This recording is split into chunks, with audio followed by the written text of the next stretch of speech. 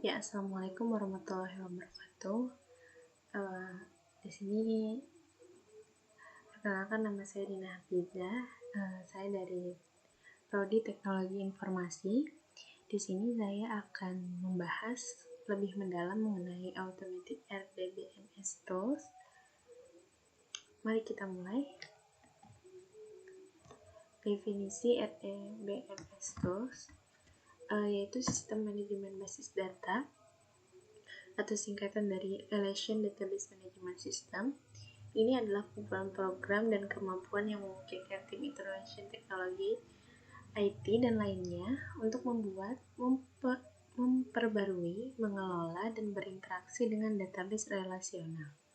Sebagian besar RDBMS komersial menggunakan Structured Query Language atau SQL untuk mengakses database, meskipun SQL ditemukan setelah pengembangan awal model rasional dan tidak diperlukan untuk penggunaannya. Dalam istilah database di Indonesia, diadaptasi dengan kata Sistem Manajemen Basis Data Relasional atau SMBDR, yang merupakan DBMS yang dirancang khusus untuk basis data relasional berdasarkan simpulan yang telah saya ambil dari berbagai sumber. Oleh karena itu, RDBMS adalah bagian dari DBMS. Database relasional mengacu pada database yang menyimpan data dalam format struktur atau terstruktur yang menggunakan baris dan kolom. Ini membuatnya menjadi lebih mudah untuk menemukan dan mengakses nilai-nilai spesifik dalam database. Kata relasional yaitu karena nilai-nilai dalam setiap tabel terkait satu sama lain. Tabel di dalam SMBDR atau RDBMS mungkin juga terkait dengan tabel lain. Struktur relasional memungkinkan untuk menjalankan query di beberapa tabel sekaligus. Sedikit berbicara mengenai sejarah RDBMS atau SMBDR, perlu kalian ketahui bahwa selama tahun 1970 hingga tahun 1972, IF Code menerbitkan makalah untuk mengusulkan penggunaan model basis data relasional. RDBMS awalnya didasarkan pada penemuan model relasional IF Code tersebut. Kemudian kita masuk ke tujuan RDBMS. RDBMS atau Relational Database Management System adalah perangkat lunak yang bertujuan untuk mengeksekusi query pada data, termasuk menambahkan, memperbarui, dan mencari nilai. RDBMS juga dapat menyediakan representasi visual dari data atau yang lebih dikenal dengan data visualization.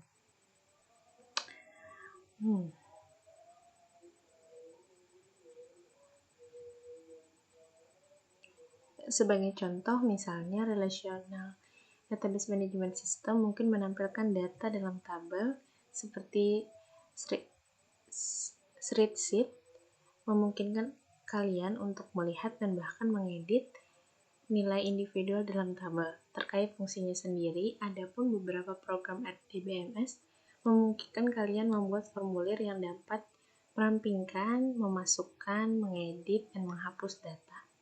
Sistem manajemen basis data atau sering digunakan dalam disiplin ilmu seperti manufaktur, sumber daya manusia, dan perbankan. Sistem ini juga berguna untuk maskapai penerbangan yang perlu menyimpan layanan tiket dan informasi dokumentasi penumpang, serta universitas yang memelihara database siswa.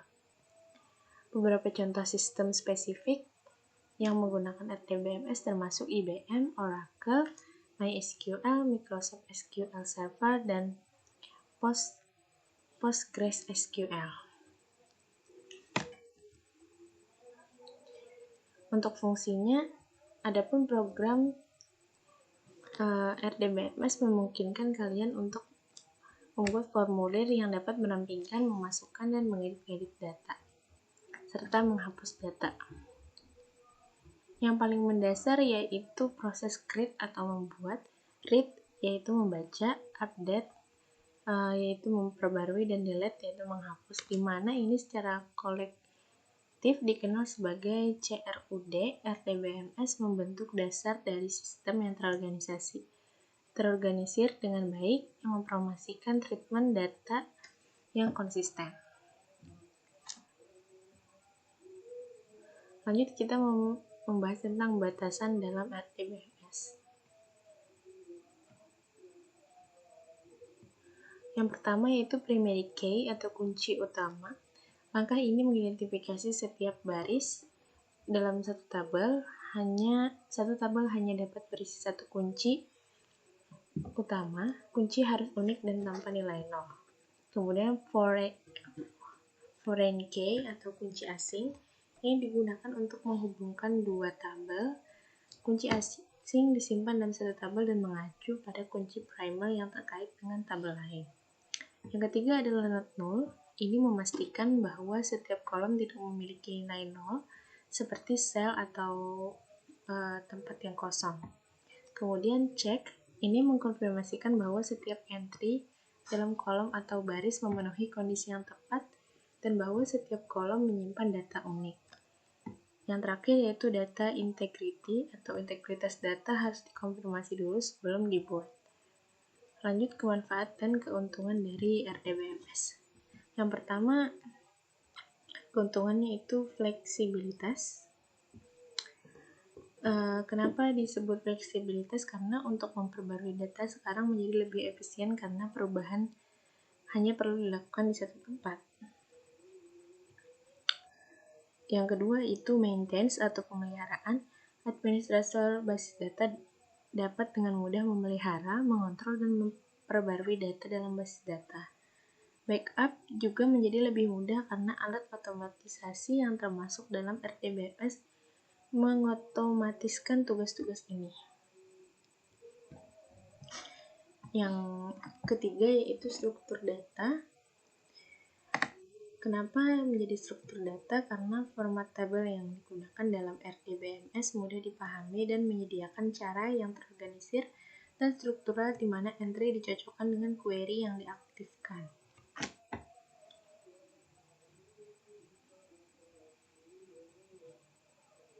Di sisi lain, sistem manajemen basis data relasional tidak datang tanpa kerugian atau kekurangannya.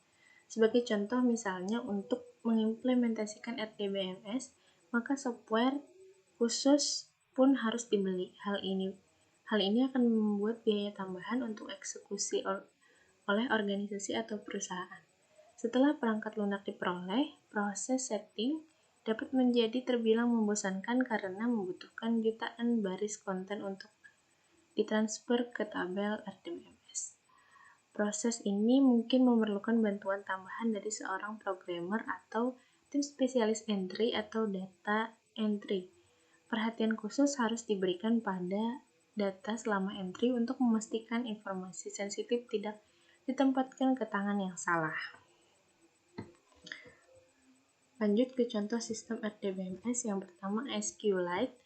Contoh RDBMS Relational Database Management System yang pertama yaitu SQLite. Ini adalah database SQL open source yang populer. Ini dapat menyimpan seluruh database dalam satu file. Salah satu keuntungan paling signifikan yang diberikan ini adalah bahwa semua data dapat disimpan secara lokal tanpa harus menghubungkan database Anda ke server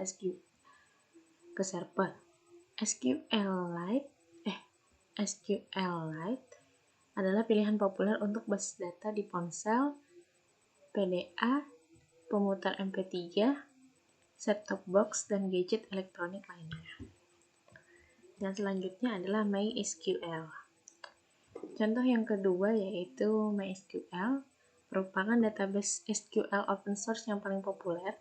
Ini biasanya digunakan untuk pengembangan aplikasi web dan sering diakses menggunakan PHP. Keuntungan utama MySQL adalah mudah digunakan, murah, dapat diandalkan, atau telah ada sejak tahun 1995 dan memiliki komunitas pengembang yang besar yang dapat membantu menjawab pertanyaan. Beberapa kekurangannya adalah bahwa dia diketahui dapat mengalami kinerja yang buruk ketika melakukan penskalaan. Lanjut yang ketiga yaitu PostgreSQL atau PostgreSQL. Contoh yang selanjutnya yang ini adalah database SQL open source yang tidak dikendalikan oleh perusahaan apapun. Ini biasanya juga digunakan untuk pengembangan aplikasi web.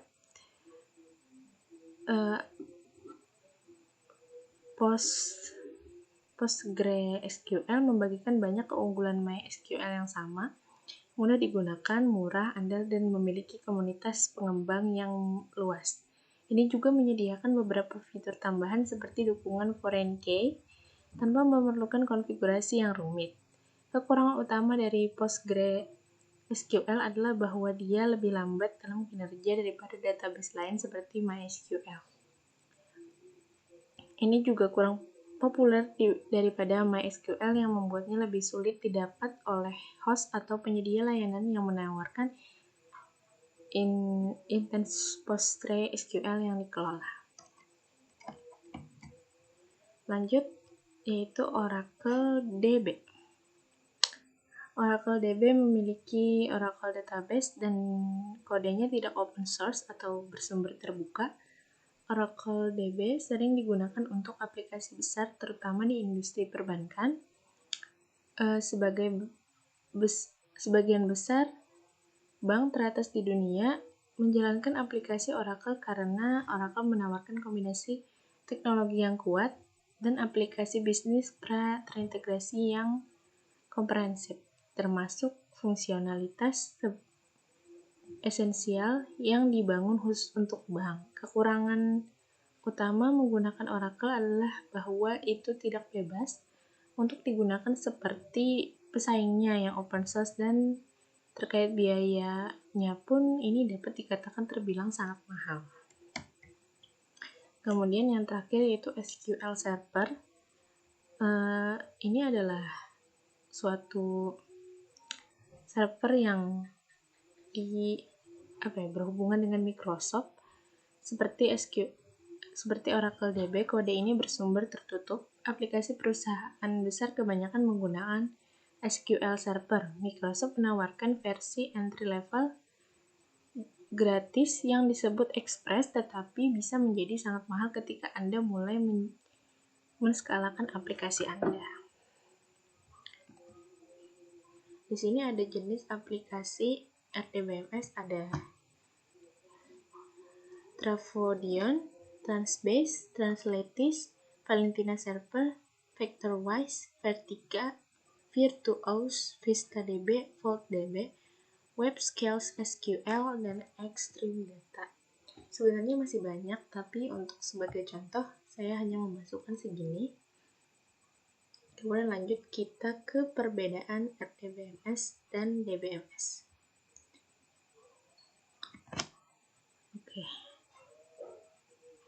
Secara umum, database menyimpan set data yang dapat diminta untuk digunakan dalam aplikasi lain. DBMS biasa mendukung pengembangan administrasi dan penggunaan platform basis data, sedangkan RDBMS adalah jenis dari DBMS dengan struktur tabel berbaris-baris yang menghubungkan elemen data terkait dan mencakup fungsi yang menjaga keamanan, akurasi, integritas, dan konsistensi data.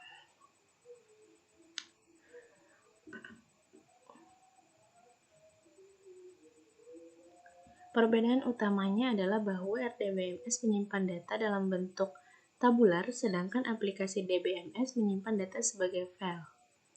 Anda dapat mengatakan bahwa RDBMS merupakan expansion atau perpanjangan dari DBMS.